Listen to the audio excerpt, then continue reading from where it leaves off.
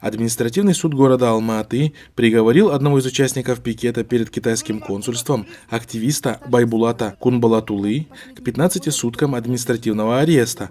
Помимо этого, суд оштрафовал его на 146 тысяч тенге. К таким же штрафам были приговорены еще двое участников пикета.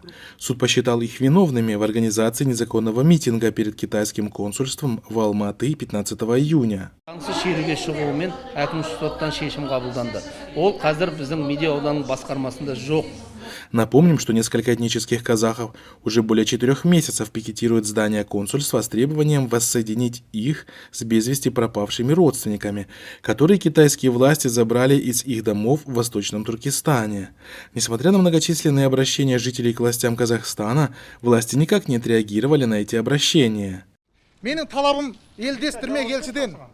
Стоит отметить, что это не первый такой вердикт, вынесенный участникам пикетов перед консульством Китая в Алма-Аты. Так, например, 4 июня несколько женщин, совершив пятничный намаз, помолились за своих близких в Китае и попросили других посетителей мечети помолиться за них. Уже на улице их встретили около десятка полицейских, которые доставили их в полицейский участок. Какую информацию вы получили? Скажите, пожалуйста. Пресс-конференцию провели несколько раз, они там говорили, что там задерживать людей. Я хочу только одно заявить, что это все дезинформация. Все ответил. Китай уже давно подвергается критике за геноцид мусульман этого региона.